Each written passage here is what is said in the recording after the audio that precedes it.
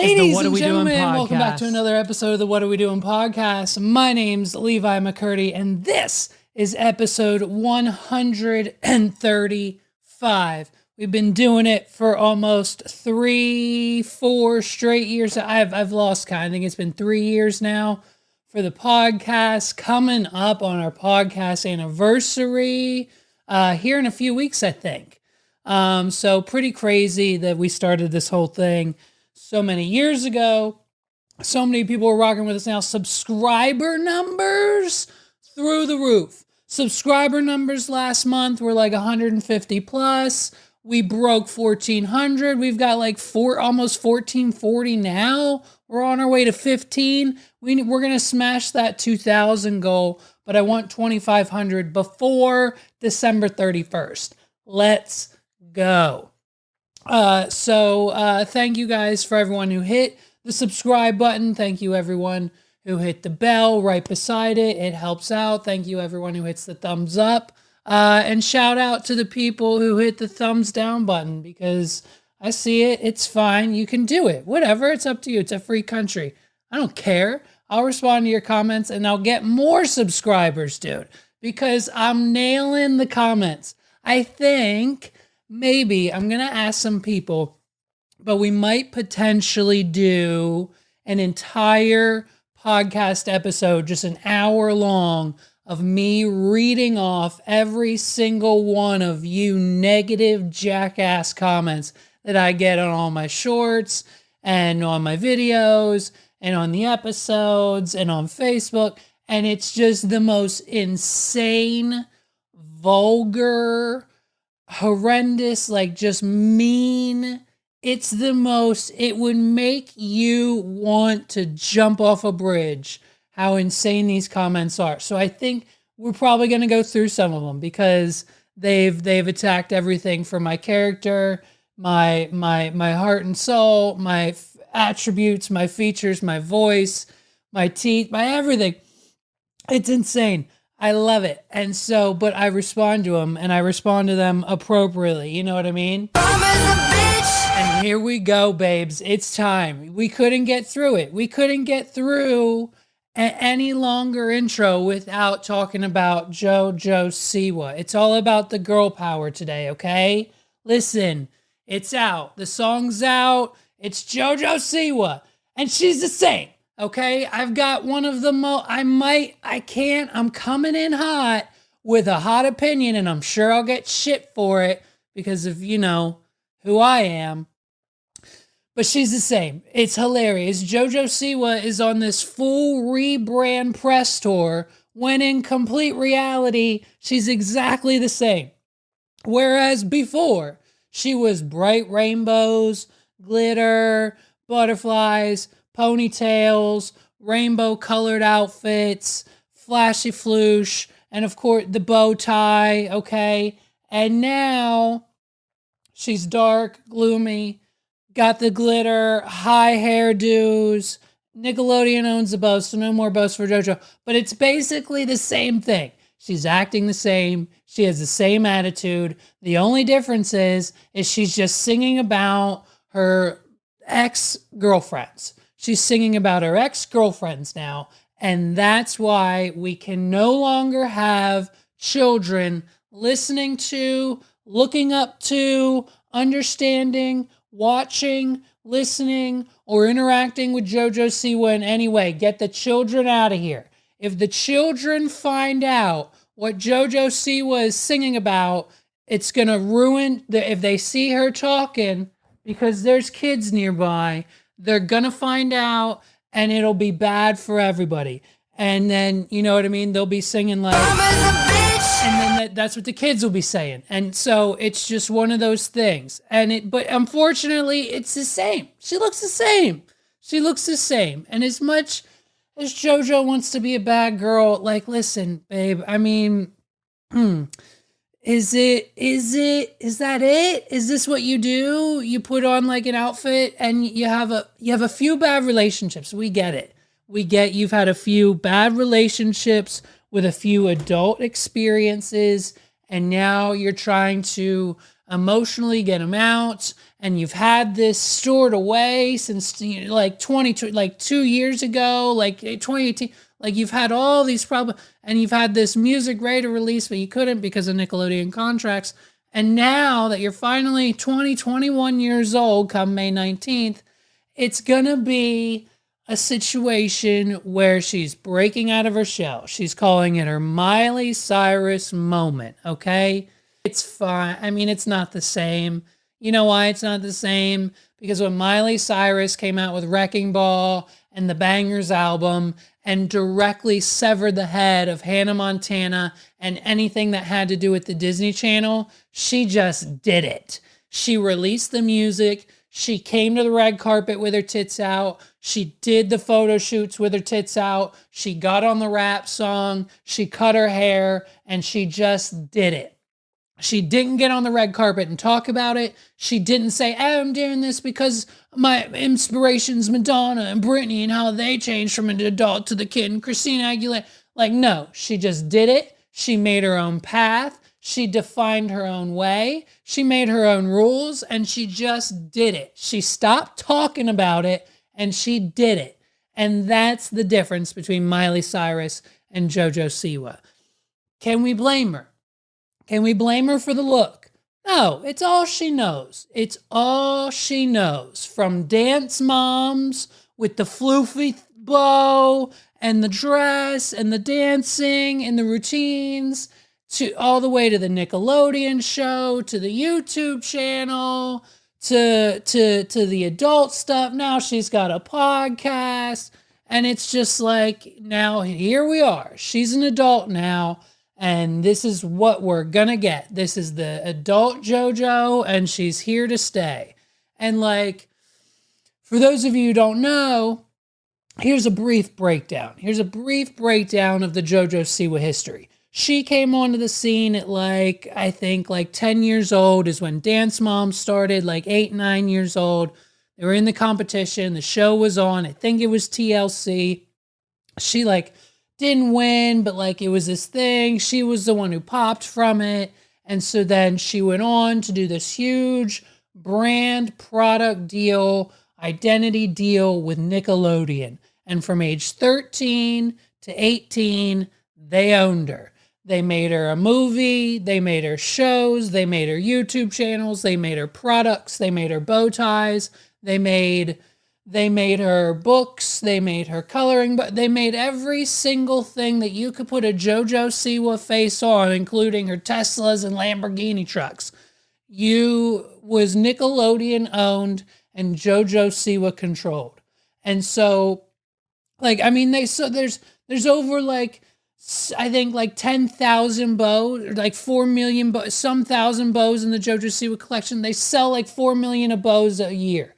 It's $100 million operation every year, the damn bows, okay? When people like me, you go online and you buy the bow, $39.99, by the way, tax write-off. And so, it's, you gotta move on. So from 13 to 18, it was Nickelodeon controlled. And then from 18 to 20 was kind of the transition period where she was still with Nickelodeon, but it was also contractually known and agreed upon that when she was 21, she would be able to do it all on her own. So she controls the merch, she controls the music, she controls the show, the YouTube channel, the whatever she's doing next. It's all JoJo. And that's how she wanted it, because now she wants to be edgy. And so this is it. This is our edgy. This is our adult era JoJo Siwa. And she warned us, okay? She warned us. We got an Instagram warning.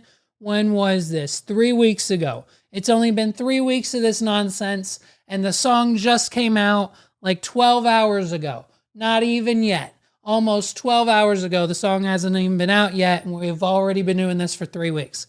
It says, warning. The following content is not made for children. Get them out of the room. And may be disturbing or offensive to some viewers. It may contain sexual themes, Violence. Why are we violent, JoJo? Why are we violent? Strong language, traumatic scenarios, and flashing lights. So not only are we getting violent and traumatic scenarios, maybe they're coming next. I don't know. I haven't seen or witnessed anything traumatic or violent just yet from JoJo Siwa. Maybe it's maybe it's the dance. Maybe it's the dance. Every time she does it, it's like, that's how she does it. And that's how the dance goes. I don't know. Dude, the dance, like, I mean, it's very interesting.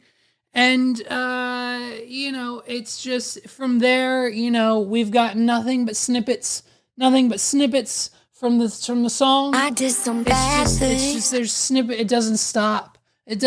She's posting TikTok after TikTok after TikTok of the same things that she was posting 4 years ago. Her in the car, her face on the car, her going to do things with her friends, her singing songs, her in the dance studio, her flicking off the camera, her doing whatever she does. It's the same JoJo Siwa. She's just 20 now. And so, you know what I mean? The dancing, it's eccentric. She's an eccentric girl. It's all she knows. From the beginning through her teens, it's all she's had as an identity. It's just like Gypsy Rose. We're going to talk about her in a minute. But like, dude, it's all she knows, okay? So she thinks that this is how she has to express herself because it's how she always has. And so we have to get the big, but we got to do it the adult way, the scary, the mature, the dark, the rated R. That's what adults do mode. And so we've got the black, and we've got the glitter, and we've got the hairdo, and we've got it all. I was going to do it, but unfortunately I'm out of tinfoil. And so, you know what I mean? She's dancing her way, and it's like, we're getting teasers for the song, and it's like, I was a bad girl. Like, hey, do you think JoJo Siwa ever went on a walk before Thanksgiving dinner one year, smoked half a blunt, and then had to go sit back down at the dinner table and ask Grandma to pass the mashed potatoes? I was a bad girl. You think JoJo Siwa was a bad girl? Do you think JoJo Siwa's ever been perked up at 3 a.m., sneaking back into her mom's house, knowing damn well that she had dance practice in 3 hours the next morning? I was a bad girl. Do you think JoJo Siwa has ever gone to the club underage, drank too much, drove home a little tipsy when she shouldn't have been, and then lied to her parents about it? I was a bad girl. I don't know, dude, but listen. Hooking up with your first queer girlfriend, with your first girlfriend, and her cheating on you, I understand. I get it. That's why there's lyrics in the song. That's why there's lyrics in the song like this.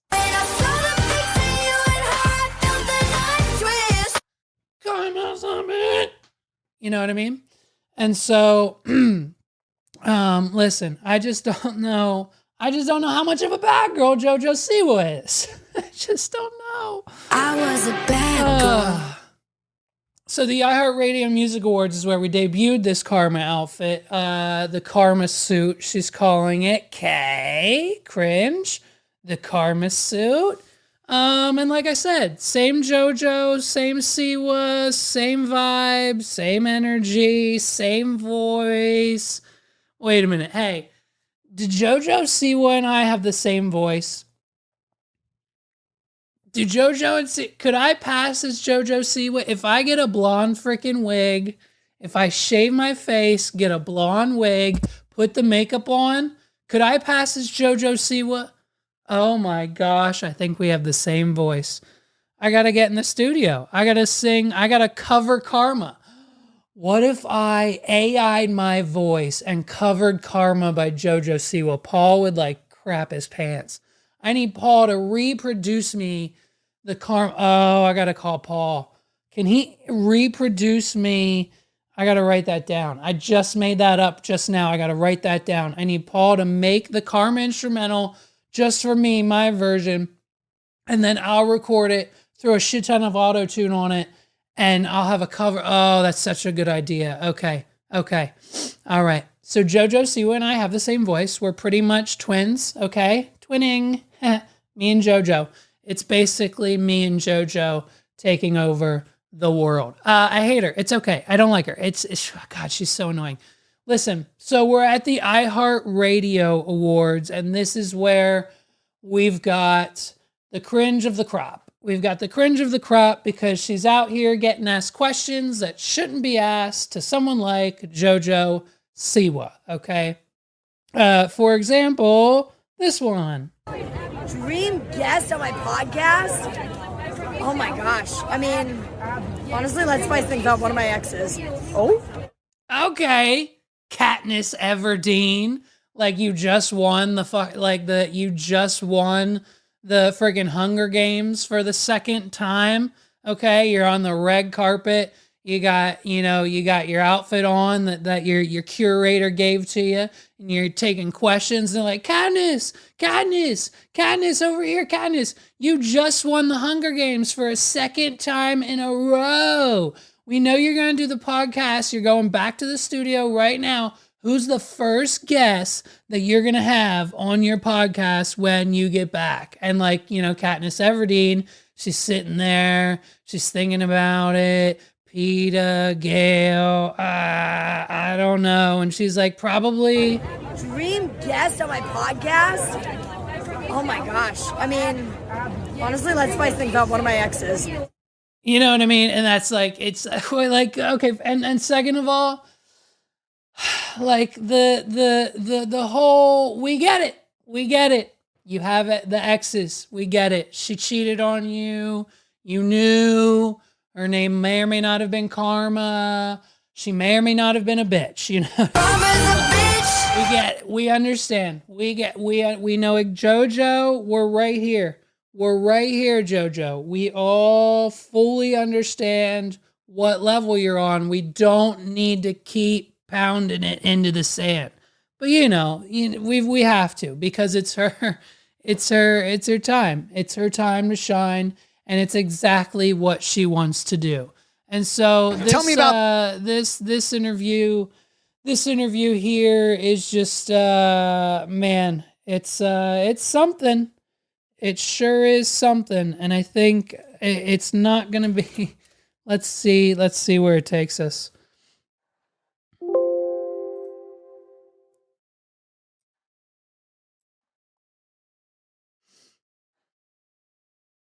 This look here. This is my Karma Black Beast look. This is my music video outfit. Got to bust it out of the vault today. It's got some rips in it, but you would never know. No, you don't know. I mean, how would you be able to tell? If you looked close enough, yeah. You were talking a lot recently about sort of leaving the adolescent era behind and moving into a more adult era. How has that been going for you? It's been fun. It's been. Well, I had an 18th birthday, and that was great, and that was fun, and it's what I do. And so ever since then, I've been an adult, and that's how it works. That's how being adult works. That's how being an adult works. I was going to do the thing. I was going to get a black. I was going to do a strip right here. I was going to do the eyeshadow. But then this bow just kind of came to me. It kind of fell from the heavens, and it just kind of landed at my feet, and it said, this is what you need to wear today, and it's exactly what I should be wearing. So, It's been criticized, that's for sure. And How do you think that is? people are afraid of things they don't know. Things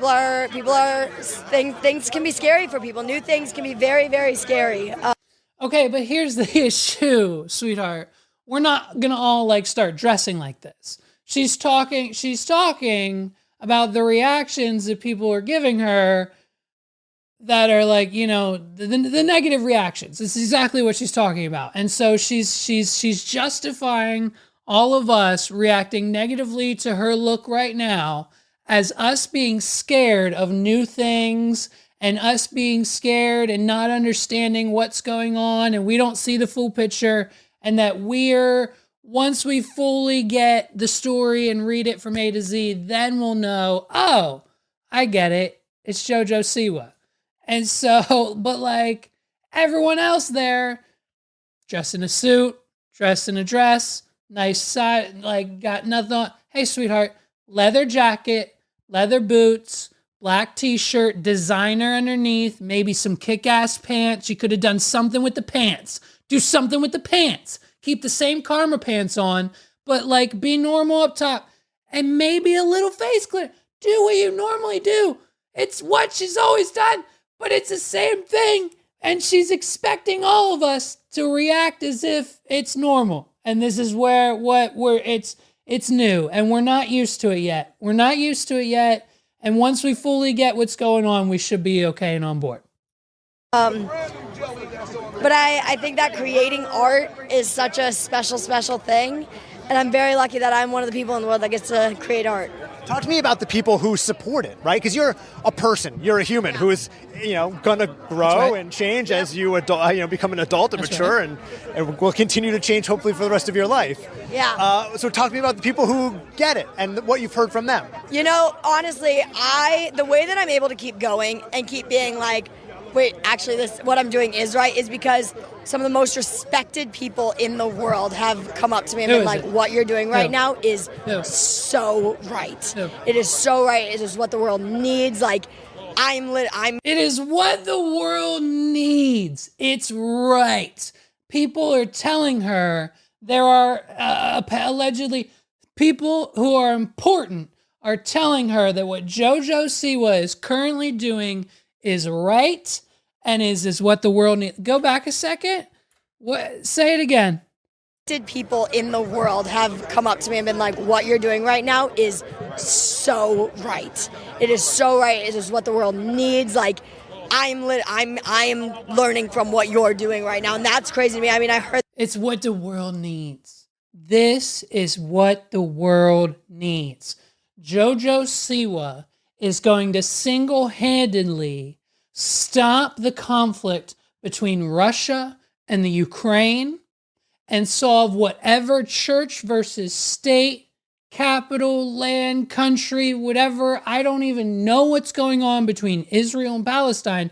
JoJo Siwa is going to figure it out. And by God, if she doesn't put at least 30% of glitter on everything when she does, the Ukraine's going to sparkle, baby. Okay? It's all up from here because JoJo Siwa is what the world needs. JoJo Siwa is what the world is. She is the definition of what we need right now in this country. It's nothing else. It is not healthcare reform. It is not clean water. It is not a homeless issue. It is not a border problem. It is not a financial problem. The economic state of this country is just fine, I'm sure. Yeah? You feel that? Okay, great. Not the housing market. That's not an issue. Nothing else. It's JoJo Siwa. She is what we need to solve the problems. Heard that from Lil Nas X yesterday. Oh, of course Heard it we from did. Meghan Trainor a few days ago. Of course we did. It blows my mind. It blows my mind. The support from people like that, artists, Okay. that means the world to me. Sorry. Meghan Trainor and Lil Nas X is JoJo Siwa's Mount Rushmore. So that's where we're at. Just so that's where we're clear where everyone's at on the opinion meter. Lessons are you learning about yourself as you progress on that journey? Honestly, that I am more fearless than I thought I was. It definitely takes some balls to show up in this. It does. And like, it what does. is she, a bat? Is she a bat? We've got music coming out soon, yeah? We do. Vampire? Karma coming out on April 5th, and then a lot more after that. Are we touring? I can't tell you everything. You can tell me a little bit. I can give you some teasers, but I can't tell you everything. Right. It's heinous. She's heinous. I hate it. It's a little cringe. I don't know. I'm sorry. I'm a hater. I am. I really am. And if that's how we have to define who I am as a person and a podcaster, well, then put me in that category because I don't know how I feel about it. So The music video dropped last night at midnight. I may or may not have been one of the 35,000 people watching it live. You know, it's research for science and research purposes for the podcast. I prepare, okay? It's not a mediocre podcast. We're on episode 135. We have to do our due diligence. And if I don't watch it before everyone else to get all the details, to know that it was just, you know, fulfilling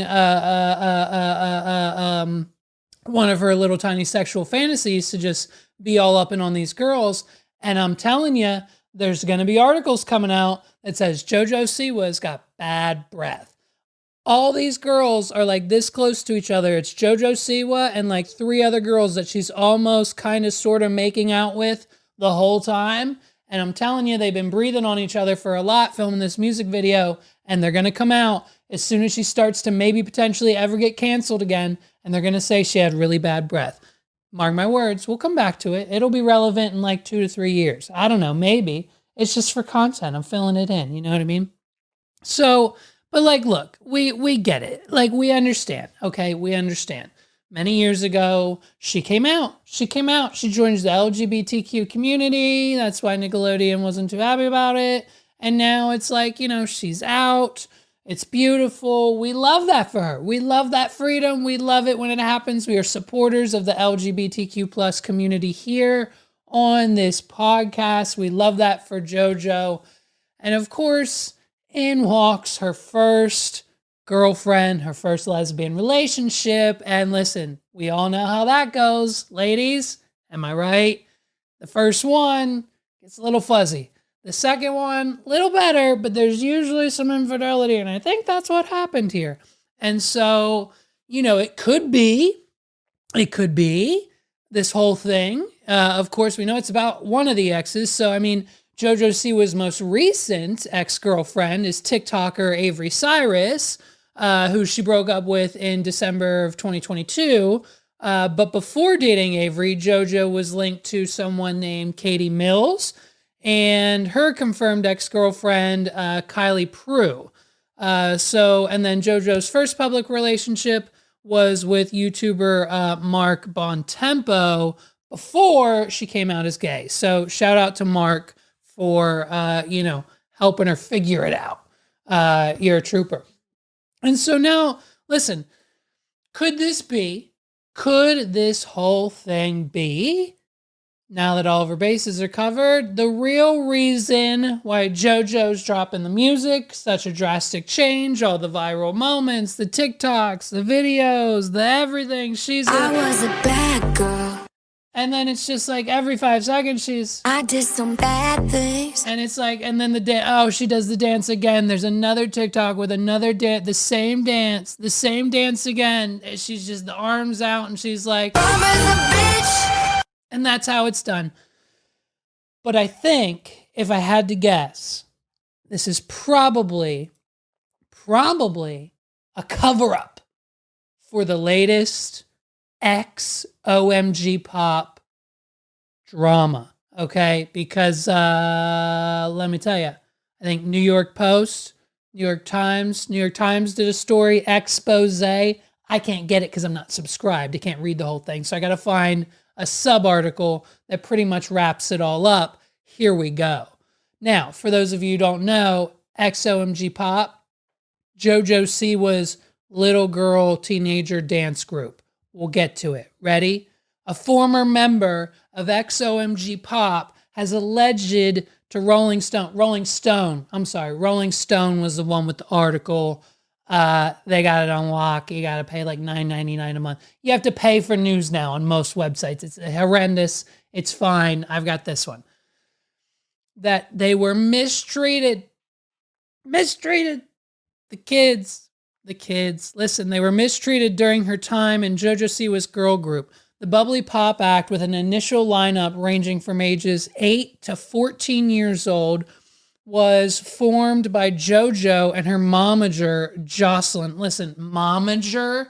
Hey, why aren't we just using the correct language? It's hard enough to figure it out, and now we've got to throw stuff in there like momager, manager. Why?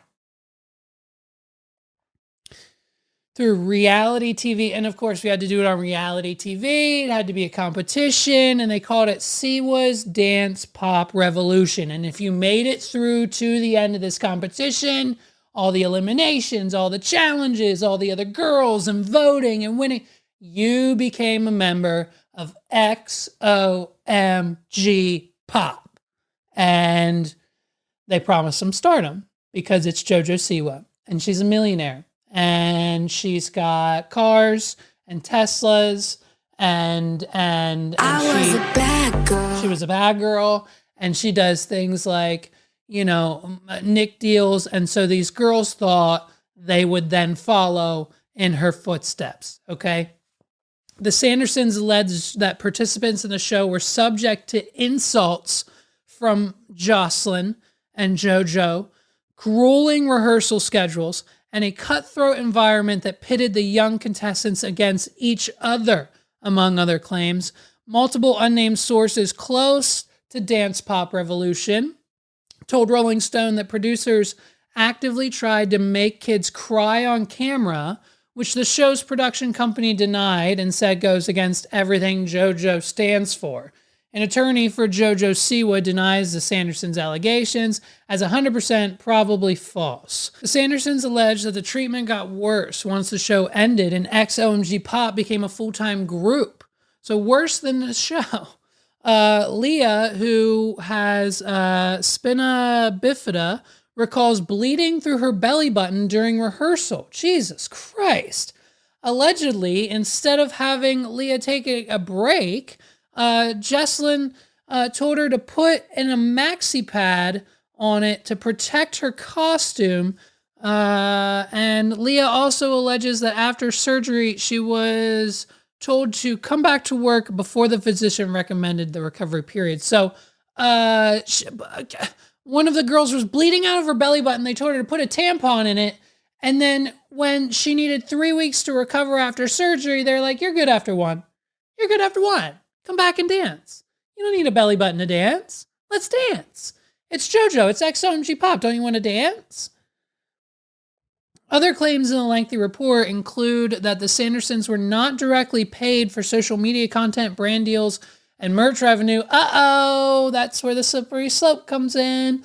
Once you start taking on other people and making money off their likenesses and t-shirts and brand deals that I'm sure XOMG Pop got out the gate. There was a whole Facebook.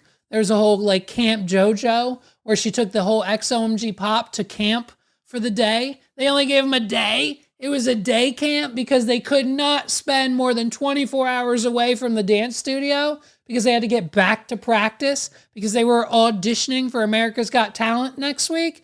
It's just the XOMG Pop group is one of the most it's a cash grab. It's a joke.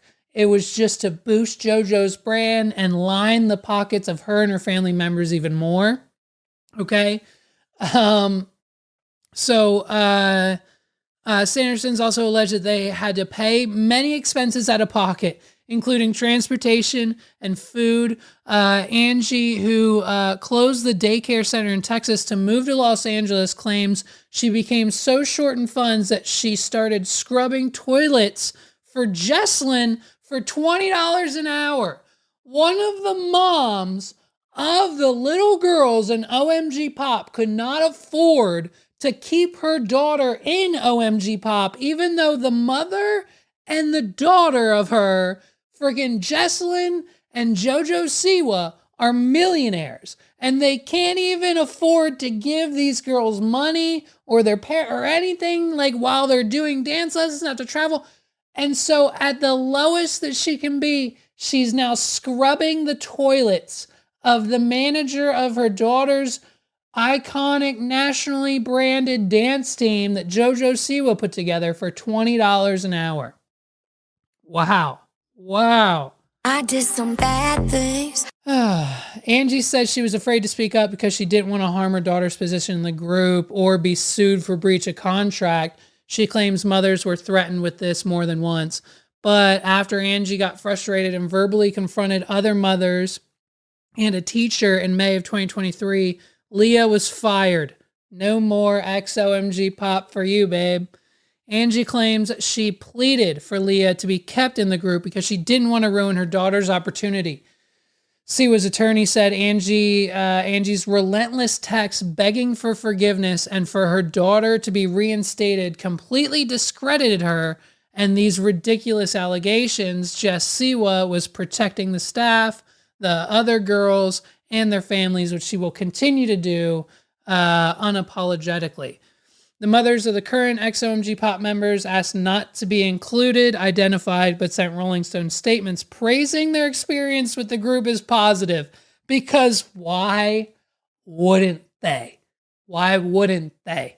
Because now the dirty laundry is out in the air. Now we all know they're not paying the dancers, they're not paying the kids, they're not paying the parents. There's nothing. It's like, what? Then, okay. So let's make those changes. We've already got one lawsuit going from one of the family. It's only going to take one more domino to spill over to ruin the whole thing. But of course, we've got nothing but nice things to say about JoJo Siwa and her mother. 4 of the original 7 members in the lineup have left the group over the past year and a half. Angie says she was the only mother of an ex-member who did not sign an NDA. The other members who left declined to comment. So not all rainbows and glitter over there at the XOMG Pop Studios. Probably because JoJo's real focused on her career as a bad girl. Listen, movie review time. We don't do these too often because we usually don't get a chance to watch new movies with the boy in our schedule. We usually just end up watching an episode of The Price is Right every night and going to bed. That's how much time you actually have when you have a 5-year-old. But Megs and I, over the course of the last 3 nights, it's fine, have watched now fully the new movie on Amazon Prime, Ricky Stenicki, okay? Supposed to be a comedy, and it is, it's funny. It stars Zac Efron, John Cena, Andrew Santino, Jermaine Flower, and Jeff Ross are some of the biggest ones. And so here's the issues with the movie out the gate. We've got some problems, okay? Spoiler alert ahead if you haven't seen Ricky Stenicki, okay? If you don't mind getting it spoiled, just listen to my opinion anyways. I'm not sure who the main character is. The movie's not sure. The story's not sure. I mean, obviously, yes, we follow the lives of the 3 main characters plus Ricky himself. And then it becomes kind of a foursome, but I feel like at some point in time, we need a main point in the story. And I guess it's Ricky, but like he's not then on screen enough, I feel like, to be the main character. I don't know. I felt like everyone was fighting for their screen time. And especially between Andrew and Zach. Now, the third amigo, Jermaine Flower, not sure where he's from. I don't think I've seen him in a movie yet. Might be new on the scene. Might be his first time. Who knows? But he was good. He was great. Didn't know he was gay until they dropped the bomb. I was like, wait, who's he standing beside? And then he called him babe. And then we got the whole opening of their entire relationship. And that was an interesting twist. And so that was cool. Listen, they put Andrew Santino in the movie because they thought his audience would come and watch. And I'm sure they did. It's part of the reason why I watched it. I'm a Bad Friends fan. I like him. I like his stand-up. They should have had Bobby Lee in the movie, but that's besides the point. Did he work? Here's the issue. All of the scenes with the main 3, Zac Efron, Andrew Santino, and Jermaine, it's okay. The lines are okay. The back and forth's okay. The comedy's okay. The dialogue with the wives, all that's okay. That story's okay. When Ricky Stenicki, when John Cena is on the screen, is when the entire movie has its comic feel. You get the laughs, you get the jokes, you get everything that you want this movie to come for. Now, the issue with that is he's only on the screen for like half the movie total max time. So it's like every other scene is kind of like, okay, let's get through it. And then let's find out where John Cena is. And boy, oh boy, I mean, the Rod Johnson, the masturbating jokes, the songs, the dogs. I mean, everything that John Cena did in this movie, you could tell he had so much, he had fun filming it. He was like just ecstatic to put his own twist on it, and he probably improvised some stuff. And I'm sure he had a freaking blast with it. The other three, meh. But I'll tell you what, man. Overall, the cast, diverse. One word. If the Ricky Stenicki movie could be described in one word, diverse. Here's all the bases we covered with the characters. We've got an African-American gay man. We've got a crippled gay man. We've got a redhead. We've got a straight white guy who's married or engaged to a black woman. And so, and then the redhead is Jewish, but I think his wife is not. And then we've also got a little person. We've got a girl in a wheelchair. We've got the gambit. If you can name it, all of the diversity and inclusion of the cast was in this movie. I don't know if it had to be prominent. I don't know if there's so many boxes that you need to check to make a movie like work in Hollywood these days. But if we're talking about all the stereotypes and all of the types of people that are that make up this country, they had one representing every category in the Ricky Stenicki movie. You can find someone that you vibe with somewhere throughout. Very interesting, diverse of the cast. So, I mean, like I said, man, the scenes with the boys, okay. The dialogue was meh. Scenes with JC, scenes with John Cena, you know what I mean? Golden. William H. Macy, he was all right. He was good. He plays a typical William H. Macy character. He was like the boss of the company, whatever. That was okay. Here's the thing. The ending. Spoiler alert again. The ending of the movie, I understand that like in some movies, we can just go beyond the bounds of reality, right? Marvel, we're time traveling. Cool, whatever. That's fine. You know what I mean? Harry Potter, magic, it's not real. We get it. There's fantasy. There's some things that we can do. Like some movies push the lines, the limits, like the heist movies or whatever. Like things have to line up perfectly. We get it. Those are movies and they're built that way. But this movie should have been based on 100% real life. It should have been played out as if it was a real story. I don't think it is. It might be based on one. I don't know. I don't know if it said that. I might have missed it. Correct me if I'm wrong in the comments. But if it wasn't, it should have been treated as if it was. And so the ending was basically they hire this guy to be Ricky Stenicki because of the lies that they tell over the years that they have to cover and make up. They make up this guy. Oh, he can't make it. He's doing charity work in Guam. And so it's just like building up the lies. And so then they have to actually produce this person. They hire him. And then he just goes and makes that his identity, legally changes his name, gets a six-figure job, almost $300,000 a year at their company, not knowing what they do or how they do it just because he talked his way into it. And then all of their wives just forgive him. Just forgive him. Andrew Santina's character, they lied over 20 years, going to baseball games, conventions, flights, here, there, vacations, left and right. But every time they told their wives they were going with Ricky Stenicki. So Andrew Santino's character just has to sleep in a tent for 6 weeks, and then he's perfectly off scot-free. He's still got his wife, his new family. That'll be taken care of. Done. Zac Efron's character, I'm pretty sure that he said like Ricky sent his wife an audio message of him saying like, I really love my wife and she's the best thing that ever happened to me. And that was enough to mend 20 years of lies of their relationship. And so, and then I don't think we wrapped up the gay couple's relationship. I don't know if we ever did. I got to ask Megs because I thought about that last night in the shower and I never verified, but I don't think they did. But the end of the movie just ends with them toasting and everyone being okay, and Ricky Stenicki just being a real person now. And so I felt like that isn't real life. I felt like that was as far away from real life as anyone could possibly have imagined.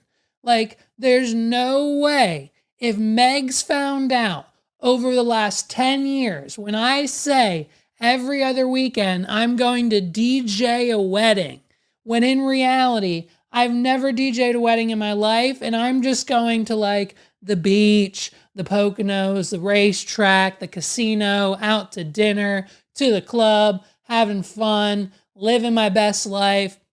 And it was all a mirage under this illusion that I was a wedding DJ in central Pennsylvania. I don't know how she'd handle that.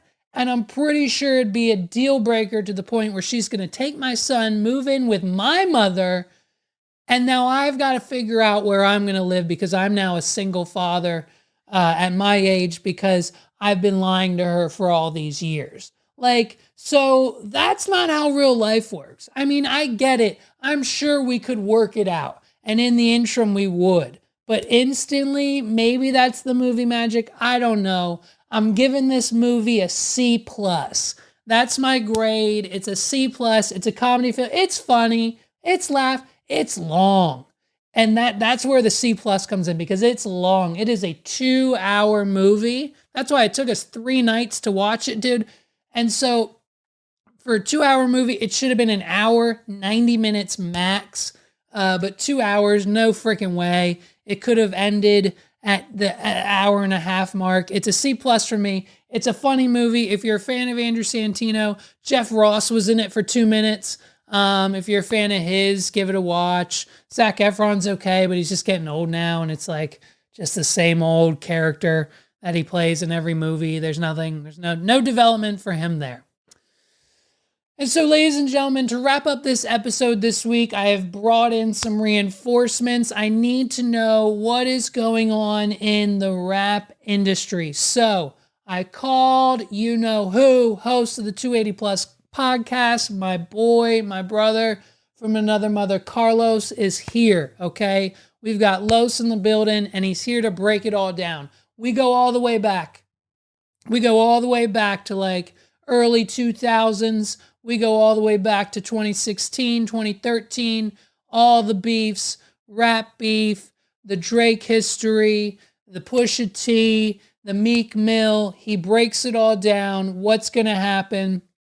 And yo, when you're done listening to the history of Drake and rap and just an overall status, this is basically an overall status of the current state of rap. We talk about new rappers, old rappers, retirement, who's coming up, what Kanye's doing, Future, Metro Boomin. If you're into hip hop or rap at all, you're gonna want to listen to this conversation.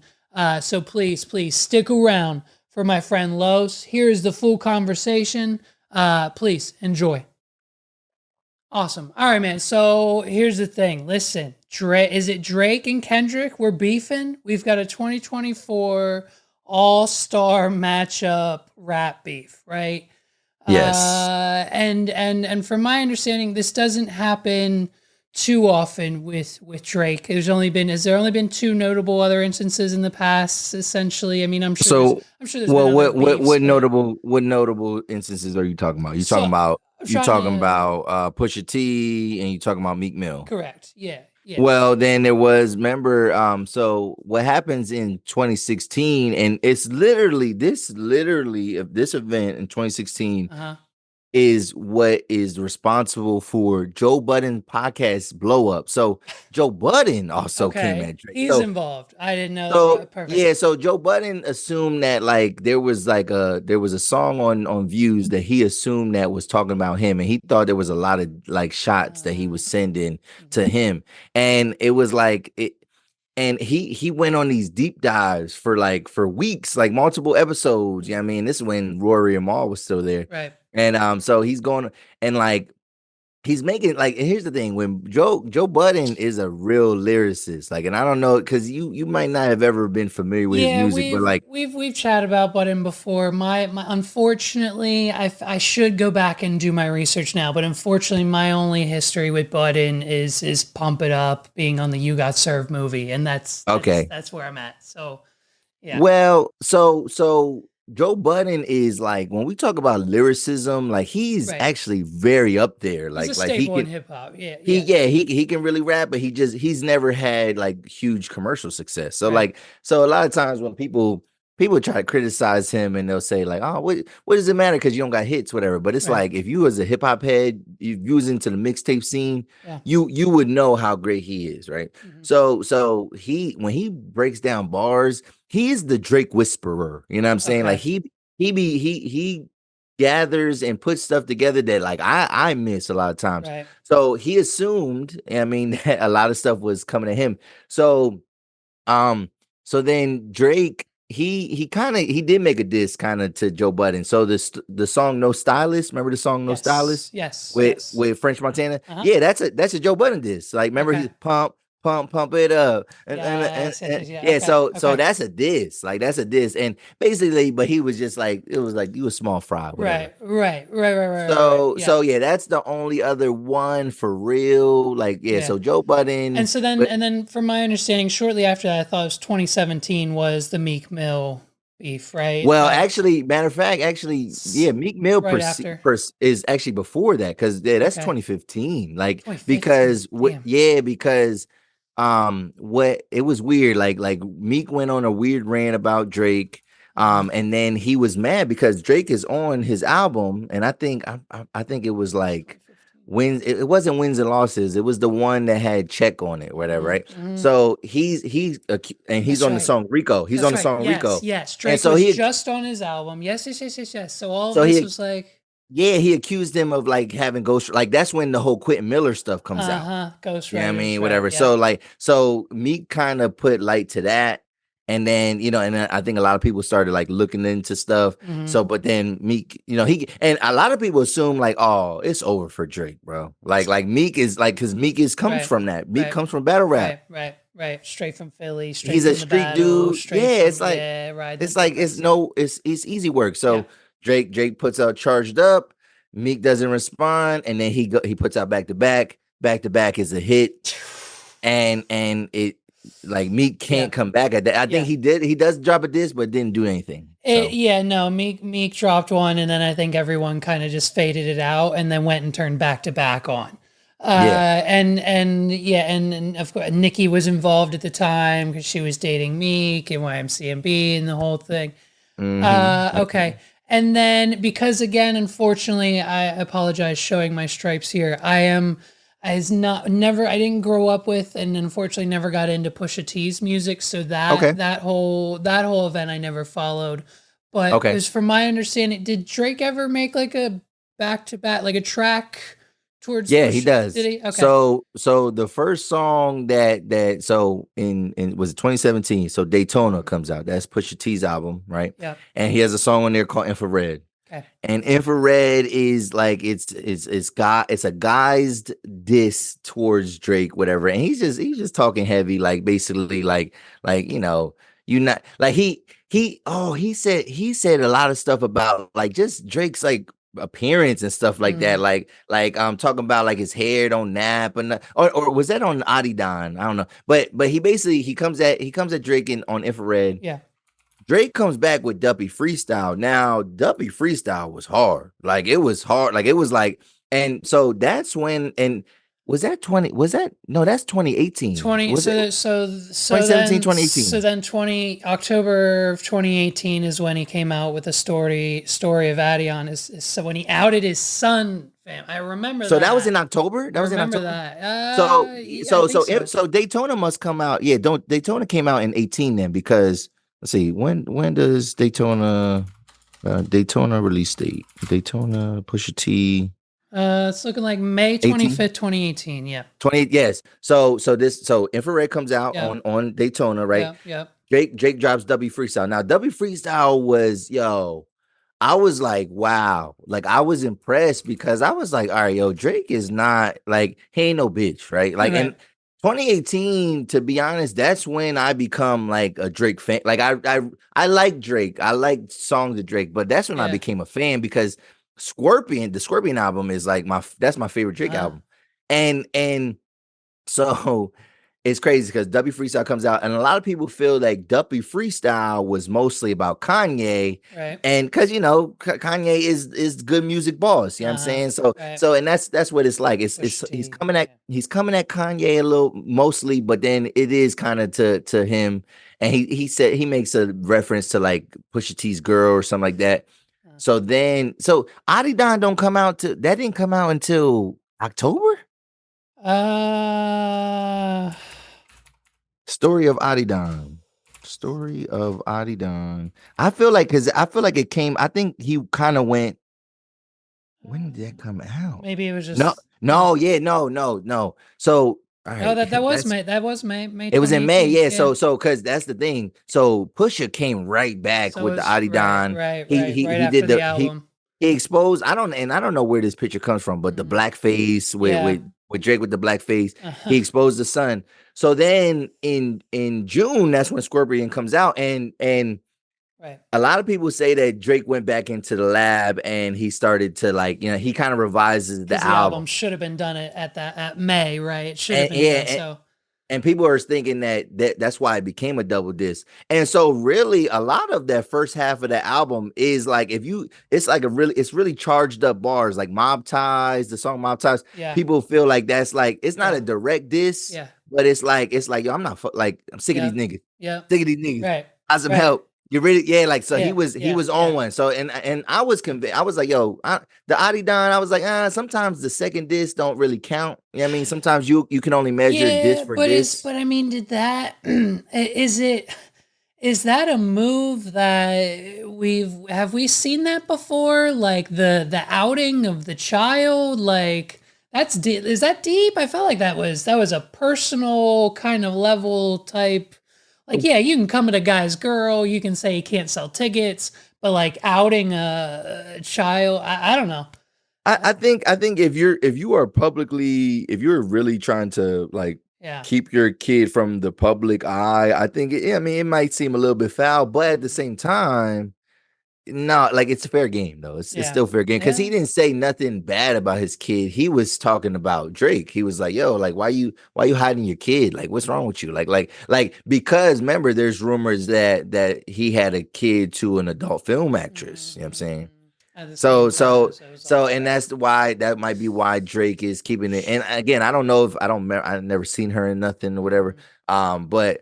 So Drake is like, Drake doesn't have a wife. Drake doesn't. He has side joint. He got chicks that he's just messing with. So I think for him, Drake has had a certain image, right? And Pusha T did a good job of really chiseling that. And then so Drake doesn't. I mean, you could say songs on Scorpion are kind of diss worthy, whatever, but there's no direct diss. Mm-hmm. But then Drake doesn't really respond with rap, right? Like with any bars. And he goes on to that LeBron James show. Like, remember he used to have that show on fucking HBO, and it's called The Shop. Oh, they sit in the barber chairs. Yeah. So then he kind of addressed it there. I remember. Yeah. Yeah, but he kind of sounded like he was bitching a little bit. Like he kind of sounded like he was just like, and it's funny because Rory just recently I saw him on like a clip of their podcast, Rory Mal, and he was saying he was like, well, Mal first says, well, Drake responding to Pusha T did more for Pusha T's career than anything, you know what I'm saying? And then he was like, yeah, but and then Rory responded, he was like, yeah, but Drake, he still could have came back, and he was like, yeah, he basically goes on to LeBron's podcast, whatever, or the show, and he's like basically like, oh, these guys are too mean. And he was like, Mal started like mincing the words, like he said that, and I was like, no, well, he was like, yeah. Like Drake addressed the fact that it was wrong for him to out the kid. He addressed the fact that it was wrong for him to make this about his producer 40 because 40 was like sick or something like that. Like he was the illness. Yeah. but it was like that's like it did seem corny of Drake. I mean, so that's why a lot of people say Drake lost. Like, I mean, like he took a L, but I don't feel like it didn't hurt Drake though. It didn't hurt him overall. Yeah. But like, if you talk about rap, it's like, well, he lost to Push T. He lost to Push T. Yeah. So okay. yeah. Okay. So I think it's like but then it's like, I don't know. It's okay. So no, it's like a wash. It's a wash to me. It's It's exactly. like so. It's exactly A lot of people. what I needed here. Yeah, a lot of people feel that Jay-Z lost against Nas, but I don't think he lost. The Takeover is a better song, Not and more. then all overall, Jay-Z wins the war. Like he might have won the battle.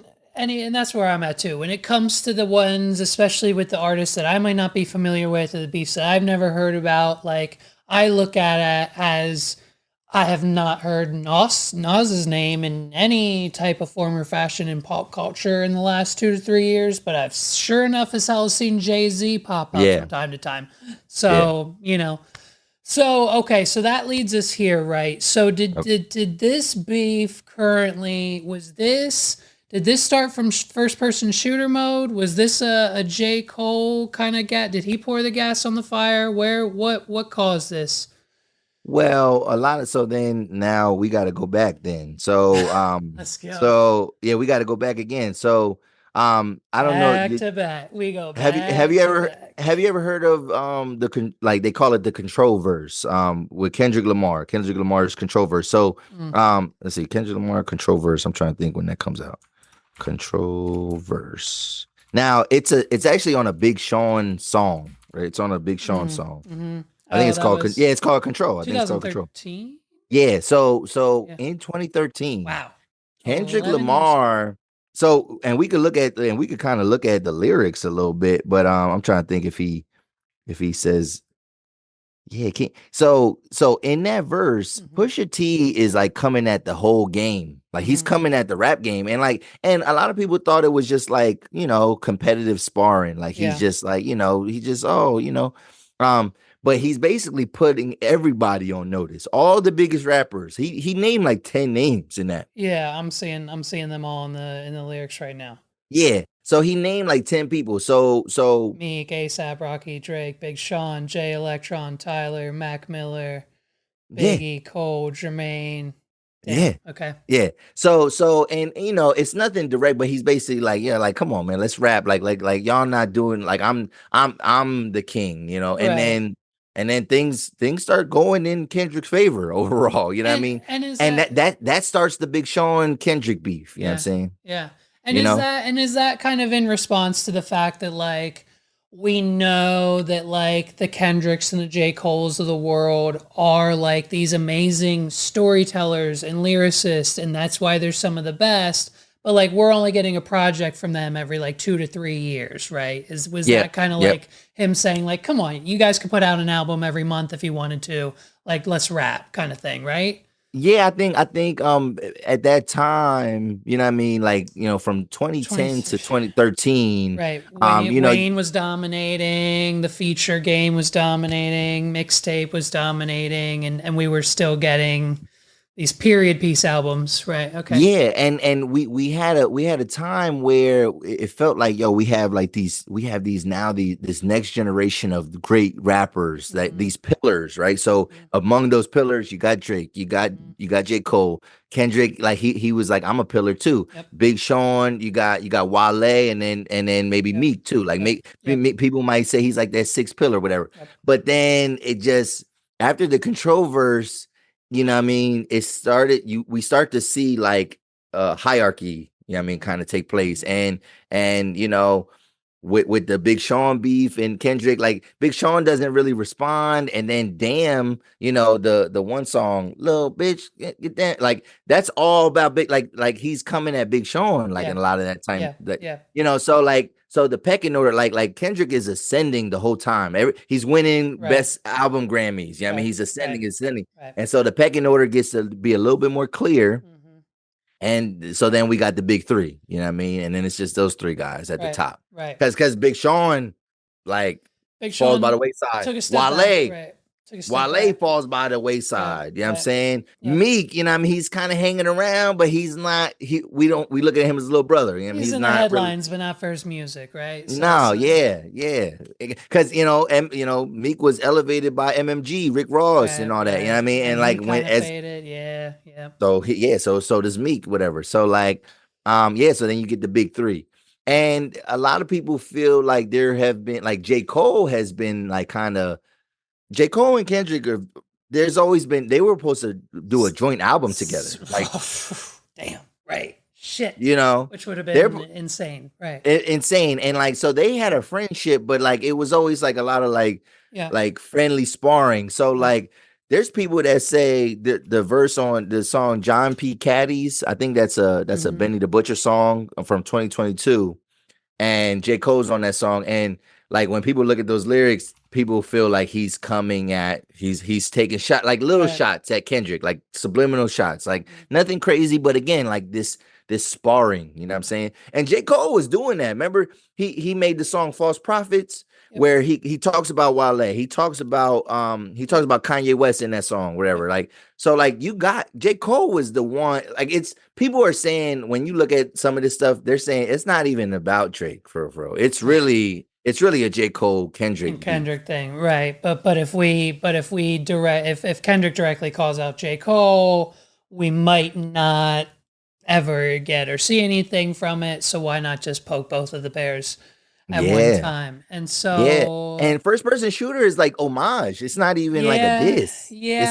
But that's what Kendrick is like. Basically, when he drops this verse on Future's album, he's the verse is just saying like, yo, keep my name out your fucking mouth because it ain't no big three. It's just big me, bro. Like, and then he just takes off and snaps on the fucking instrumental, and it's And so, man, I love the line that you dropped. Like, look, Drake's busy. Drake's on tour. He doesn't have time to respond. He can respond. Hook up the Blue Yeti into the laptop, hit record and respond. Like, it's not, we know we got it in the backpack.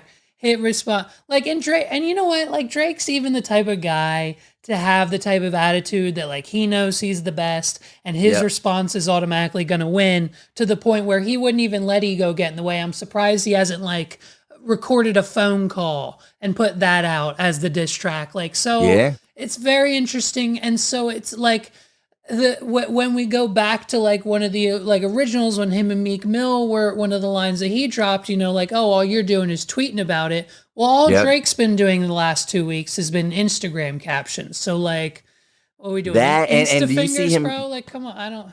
That and do you see him throwing his little hissy fits at his concerts? At the concerts.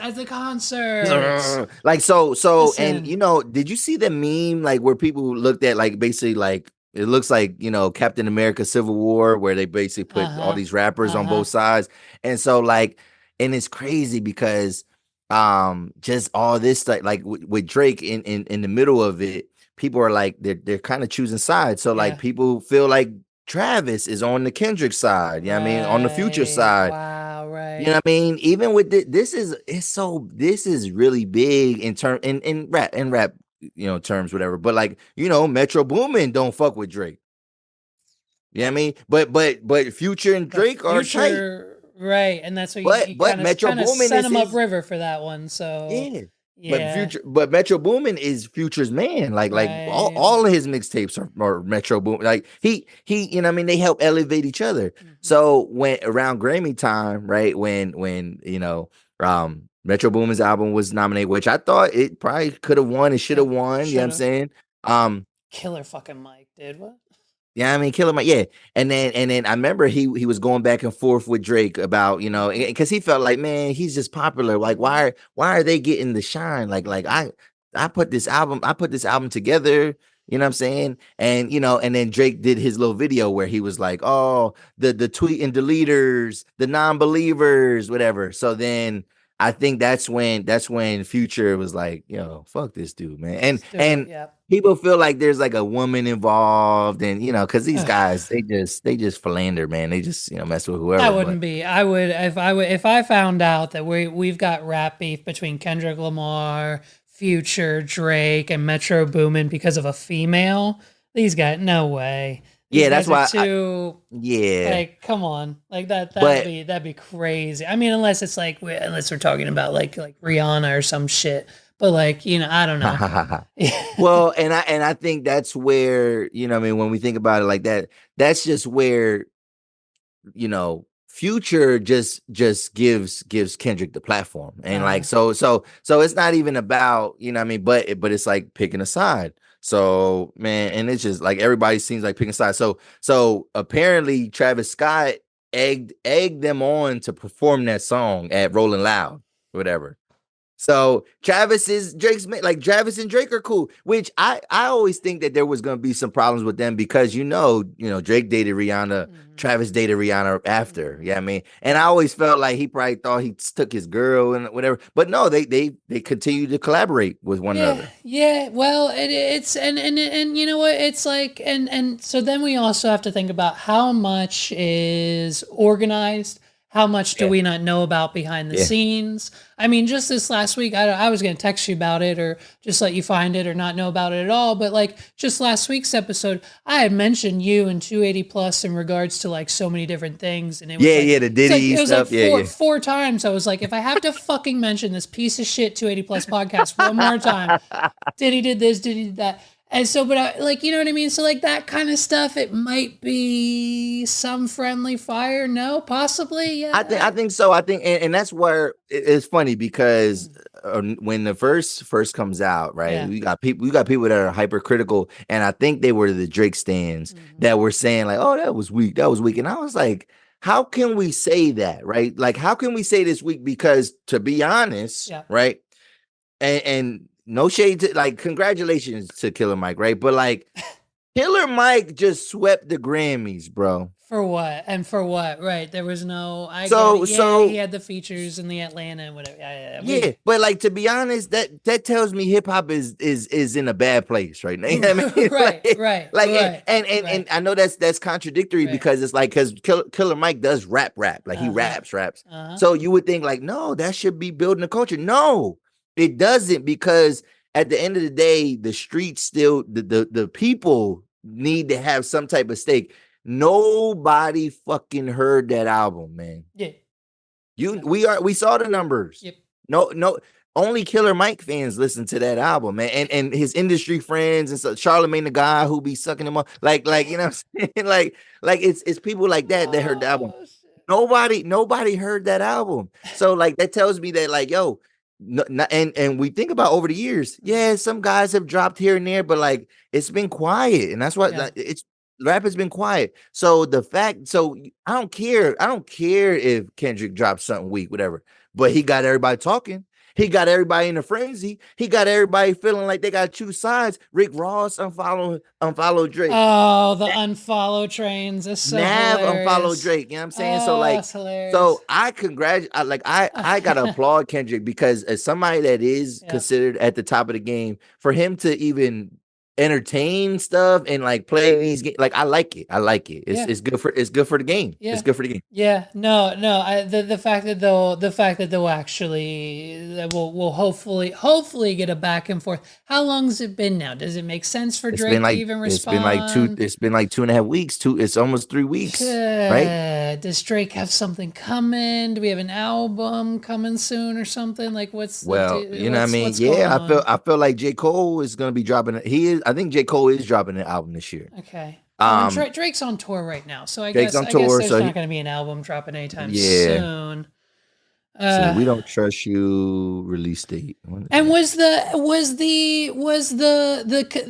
album track list names? Was that real?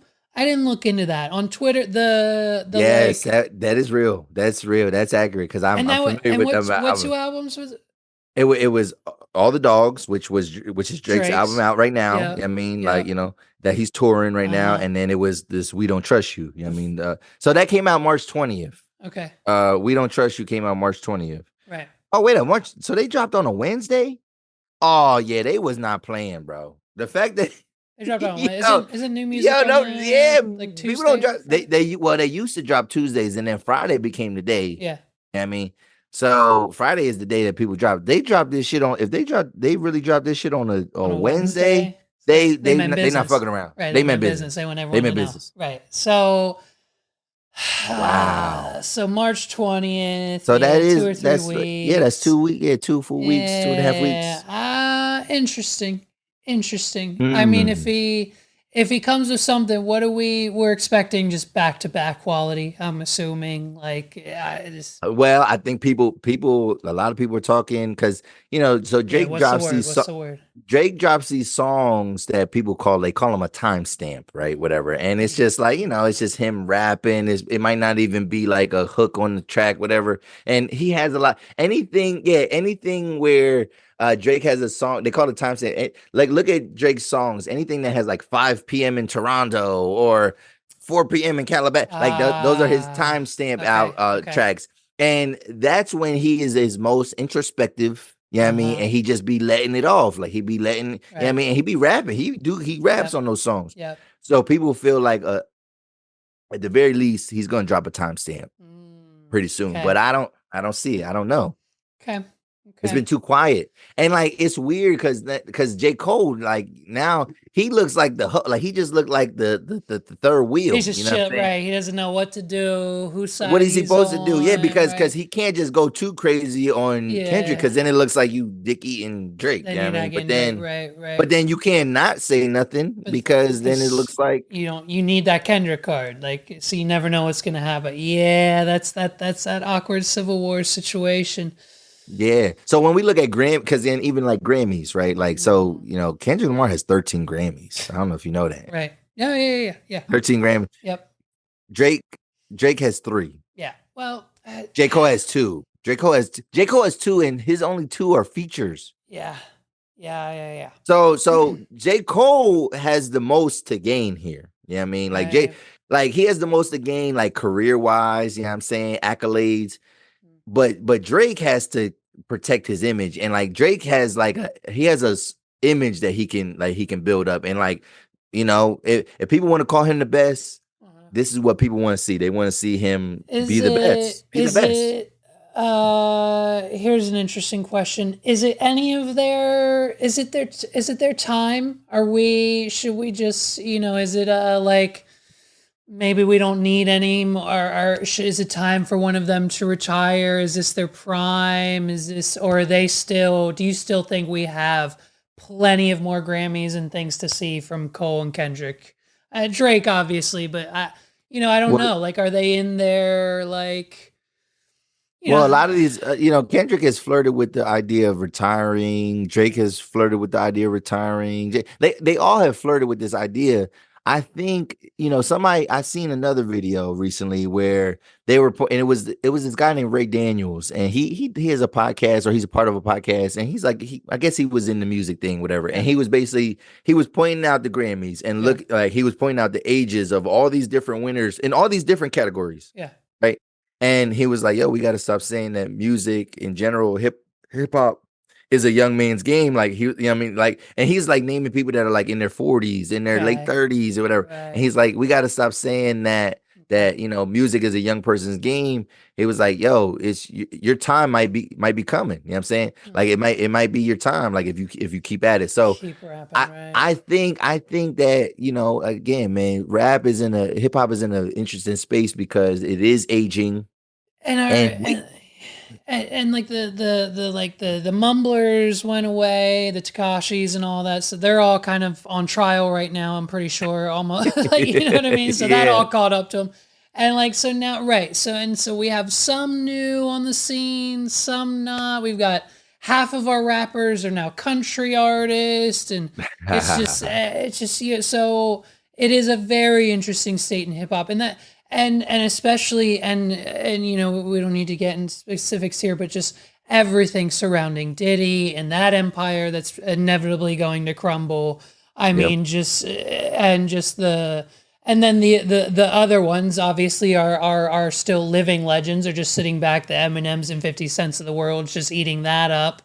And so it's, you're absolutely right. I don't think there's like, do we have any new, like who's new, who's rising right now? Like Lil Malibu on TikTok? Like what's I can't think of like any.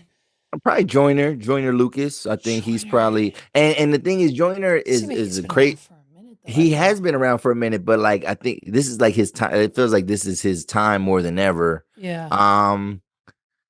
Age wise, he probably is. He's probably older than we think. Like he's probably in his mid-30s. Right, because I love it. His 2020 album was my first introduction to him, and so that was it was 4 years ago. So I guess that's kind of still new in the game. That still makes sense. But he also had the Eminem feature early on. Yeah. So then that kind of because he was signed. I think he was like shady for a little bit. Like he had some affiliations to that. Yeah. So Joyner is like something about Joyner though is as talented as he is rapping, he don't and he looks fly. Like he don't look like a corny dude, but I think like his cadence and stuff, like the way he talk, like I don't know if he connects. Nobody's checking for the rapper from Providence, Rhode Island. I think he's like from Providence or something like that. Like nobody's like even though that the shit matter, but like it kind of does. It does a little bit, like because he don't have nobody like. Every great rapper in our time, like they have some type of base that, like, an essence, a story, an upbringing, a city, a Philadelphia-ridden dirt bikes on the street, cops, you're arrested, you're jail. I'm from Providence, Rhode Island. We have lobsters. There's lobsters. Yeah, like that's what I'm saying. So cool. So him. Yeah. When you think about like people like Lil Baby, a lot of people thought Lil Baby was going to say Lil Baby's falling. He's falling off. The Baby was canceled. All the the Baby was canceled. Roddy Ricch, I thought Roddy Ricch was going to be the guy, the young boy, and he's just kind of like convicted. Or some, I'm pretty or not Roddy. I'm sorry, I'm thinking of someone else. I think some, but no, like. Who is the new guy? I don't know. Yeah, that's a good question, man. But and it's good that you got these veterans that are still, trying to stick around. So this is the year that the veterans are dropping. Even though I don't listen to Kanye, Kanye dropped this year. French Montana dropped this year. And that was going to be one of my other questions if we got into it. But I'm pretty sure Kanye just dropped an album that like no one gave a shit about. Like what? Not really. Yeah, like people Kanye fans gave a shit about it, but like not really. But like bro, I have a Donda stem player. I bought the merch. Did you? For oh yeah, bro. I've got it, bro. Because I saw a TikTok from some like analyst millionaire guy who said if you buy the $50 stem player from Kanye, it'll be worth thousands in the future. So I just have it sitting when it inevitably pops or something. But like the hype around Donda with Drake's album coming out, like that whole year was like Kanye's music, Kanye's albums, the listening parties, and then it just, I get it. Once you kind of go anti-Semitic, you can't really reel that back in, no matter how less of clothing you make your new wife wear. Like it's just what do those say? Megs asks me all the time. She's like, did you see what Kanye's wife's not wearing today? And I'm like, sweetheart, that man thinks he's God. He controls her. That is his image. That is what he wants her to be. Like if you think she has a choice in what she walks out of the house, then you're dead wrong. Like it is a Kanye West show. But like I didn't know. I saw an article saying like Apple Music just took Kanye's new album off, and I'm like, what, Donda 2? But like he just dropped Vultures, right? Exactly. Yeah, I don't know anything about it. I didn't hear any of the songs. That's what I'm saying. Like, well, it just these people, man. These guys, they don't promote shit, man. That's why because they think it'll naturally come. Like and the thing is they.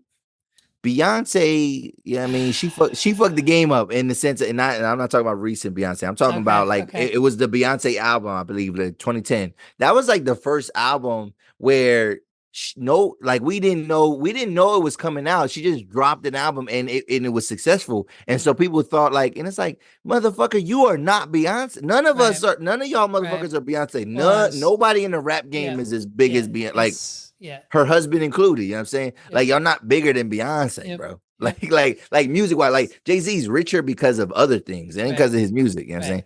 Well, And that's why I said it's the Taylor Swift complex, it's the Beyonce's, it's as someone I think just said on TikTok, they're like, we haven't seen any promo for Taylor Swift's new album coming out in like 14 days. And she don't need it. We're like, she don't need it. What are you talking about? She's Taylor Swift, yeah. We all know the date. We all know it. Trust me. You do? April 19th. April 19th. Okay. Oh yeah. Oh, so you know it. I Torture don't know. well, but either way. But either that's way. why I'm here for you. We're here for each There other. you go. You talk to There me you about go. the rap game. I'm gonna keep you updated on the Taylor Swift news. But no, I get it, man. Look, yeah, it's interesting. You know, it's Meek and Ross dropped at the end of 2023, and it didn't go nowhere. no bangers on it. Like not even a No, hit? there's some. Like, There are some. The Shaq and Kobe song. Like there's some Okay. songs that sound good, but it just doesn't. nothing. It don't resonate no more. And here's the thing. Is I always say, man, we like because the music video. I don't know what music videos look like, bro. Like I don't see them until somebody tells me, "Yo, watch it."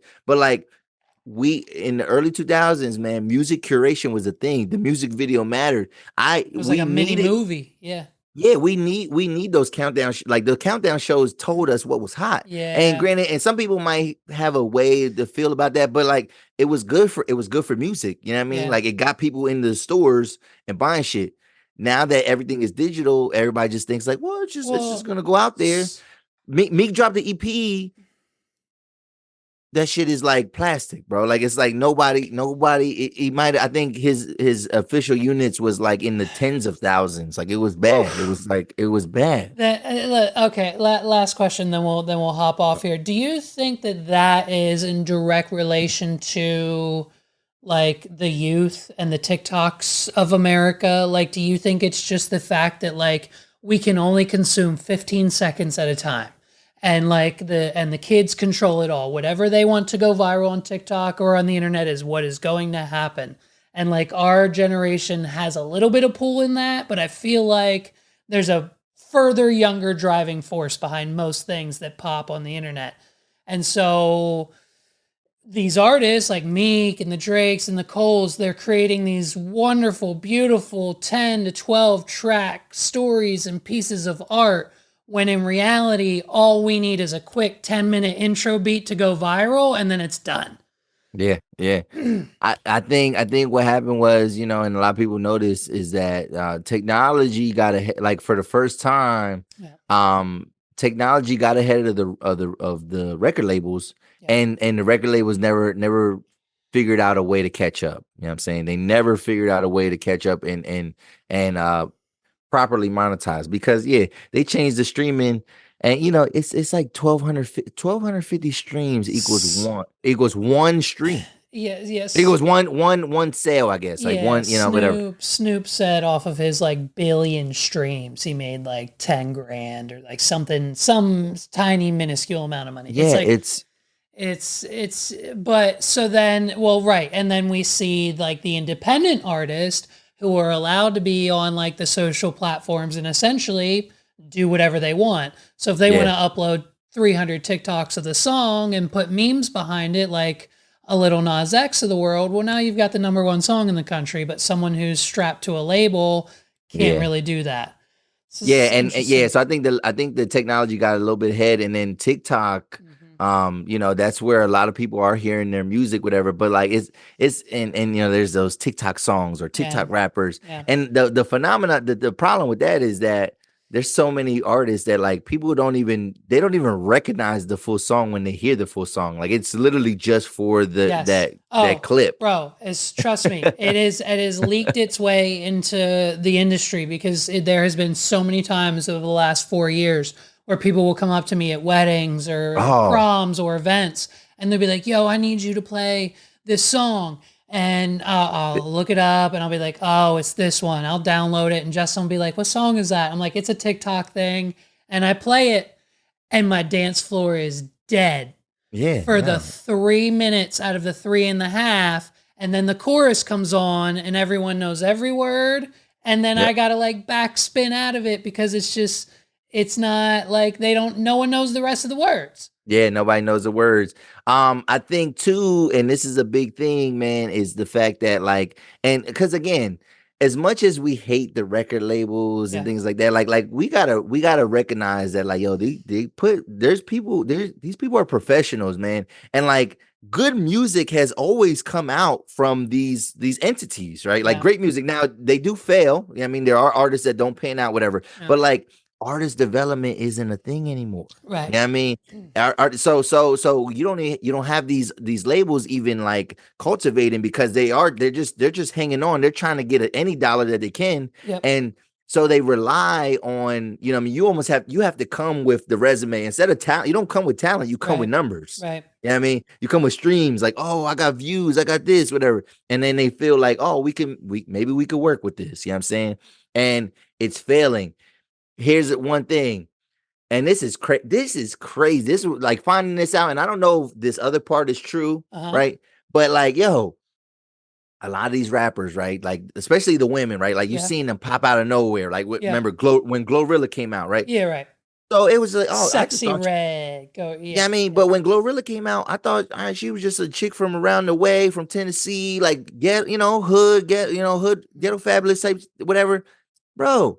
She's Uzi Vert's cousin, right? Okay. Then I seen now this part I gotta verify. Somebody said that like she's Cardi B's cousin on her dad's side, and I was like, whoa, time out. Is that not nepotism at least at mid-grade level of nepotism? Like how do so these artists are not even like coming from the bottom that we think they are. Like it's all this shit is cultivated, bro. Rod Wave, like they say, like when he was rapping in the subways and stuff like that, a lot of people say that's fabricated. Like he didn't come from this story that they kind of try to make up. So they're like, it's almost even like the labels that's their artist development. They're not developing artists, they're developing moments. Yeah. They're developing stories. And that's like too, according to Billboard.com, Cardi B confirmed that she is Gorilla's that's fucking crazy. So that's why she's in the game. Yeah. She's not in the game because of her talent. She's in the game because she's related to Uzi Vert and Cardi B. Right. It's one of those things, man. It's one of those like things that like those things that just like are fabricated. And like I watched this whole documentary on how like most of their streams are bots, and like that's how you can make your money and all that stuff. And it's like that. Plus, then now there's companies, and I think it might be Donald Glover. I think Donald Glover has something to do with it. Okay. His company is in charge, and I'll figure it out, but they're in charge of creating viral moments. And so it's up to them. Oh, yes, I did see something. To come up with these scenarios. And like, if you remember, like TMZ reported about like some guy who like attacked one of like Joe Rogan's friends on stage at a comedy show. Yeah. And it went crazy because it's like, oh my God, this guy attacked this comedian on stage live. And that's what all the headlines were. But Donald Glover's company hired the guy to jump on him. Little Buddy knew about it. Like the whole thing was set up. But like, that's what they do. And so now people are paying them hundreds of thousands of dollars to create these viral moments, because those viral moments then lead to sales and numbers and streams and this and that. And that $100,000 is now the ROI is insane. So with that AI, we're not going to know it's fucking real in 2 years, bro. So it's definitely not. Buckle up. And that's crazy, right? It's crazy. Like you thought Glorilla has this crazy backstory. She was poor, living in a car with her mother when she was 13, rapping her whole life. Then she got a big break. No, that's Uzi Cardi's cousin. She's been at the cookout for the last 20 minutes. She's ready. Yeah, she's been around. Right. Like, that's like if you're like Aiden Ross's friends, you're automatically getting a fucking like $300 million deal on Kick. Like, it's just like, what the fuck? Whatever, dude. It's crazy. All right. It's corny, man. It's corny. Yeah, it's crazy. All right, let's get out of here, man. Thank you for coming. Thank you for breaking this down. Like we said, the state of the rap game, a little in shambles right now. We'll see if Drake responds.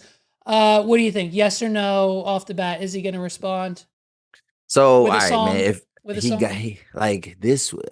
he don't, he has to do it this week or next week. Like it can't drag on. Yeah. It cannot drag into the summertime. Okay. Like it just can't. Like even though that might be when people are gearing up to drop albums and stuff like that, it cannot drag on that long. It has to happen in April. Like it cannot happen. Okay. That's what I feel.